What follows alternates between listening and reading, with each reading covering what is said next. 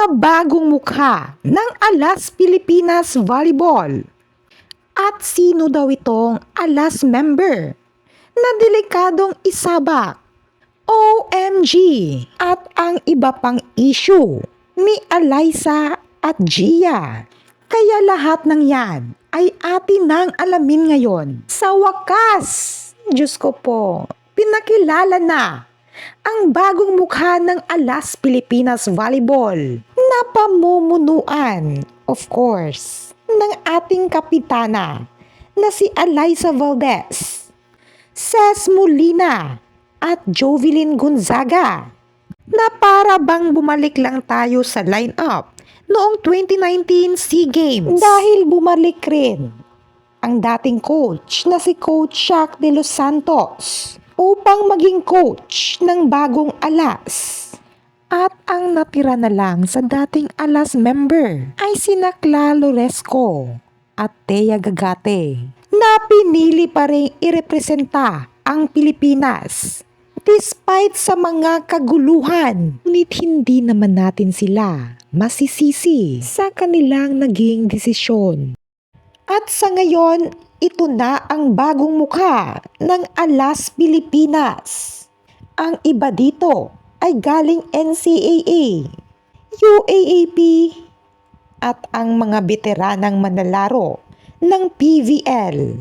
At ayon sa balita, 2 weeks na silang naglalaro at nagtraining ng magkasama. Kaya ang tanong, meron bang nananalo ng 2 weeks preparation? Huy, Ginoo ko.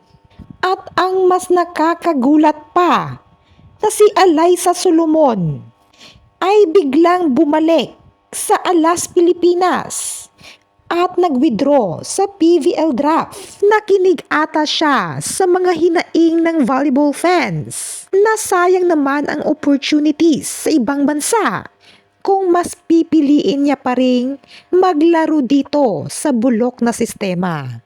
At sa pagbabalik niya sa Alas, 6 days lang ang kanyang magiging preparation. Naku po. At bukod pa dito, mas lalo gumulo pa ang issue ng namamahala sa PNVF pagkatapos silang sinuspinde ng FIVB sa pagbibigay suporta sa mga atleta tulad na lamang ng Alas Pilipinas dahil wala umanong transparency kung saan nagamit ang mga pondo o funds na umano'y binigay sa kanila. Kinurakot nga ata talaga ng namamahala sa PNVF ang pera na para sana sa mga atleta. Diyos mio! At may iilan din na dismaya kay Alyssa Valdez dahil inexpose na nga ni Gia ang mga katarantaduhan at kamalian ng PNVF. Ay tinolerate pa daw ito ni Alyssa Valdez. How true nga kaya? At ang isa pang malaking problema ng Alas, ng isang miyembro ng Alas Pilipinas na si Trisha Tubo, ay delikado umanong isabak dahil baka mapagkamalan siyang lalaki.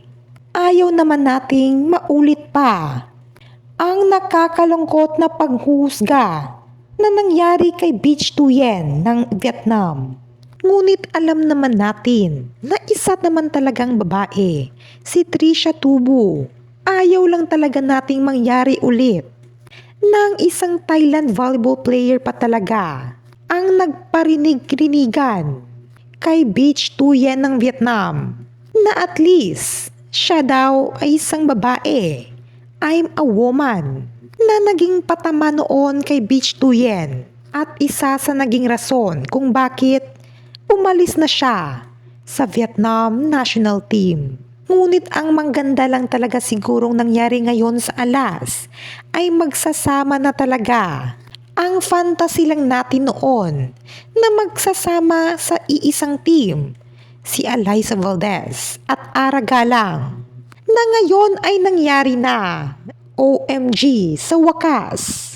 At ito ang isa sa mga dahilan kung bakit kailangan pa rin nating suportahan ang Alas Pilipinas sa AVC at sa iilan pa nilang mga laban.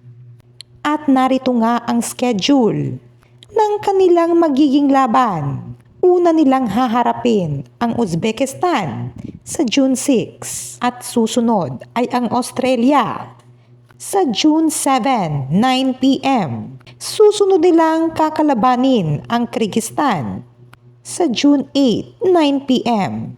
At ang panghuli nilang kakalabanin ay ang mabibigat na teams tulad na lamang ng Korea sa June 9, 9 p.m. At ang panghuli ay ang Chinese Taipei sa June 11. Mahihirapan talaga sila sa Korea. Lalo na't mga former VNL players, for sure ang maglalaro dito laban sa kanila. Ngayon, bumalik naman tayo sa balitang PVL. Na-confirmed na talaga at in-unbox na ni Michelle Gumabaw na si Ishi Lalong Isip ay isa ng miyembro ng Creamline Cool Smasher na isang dating miyembro ng Signal.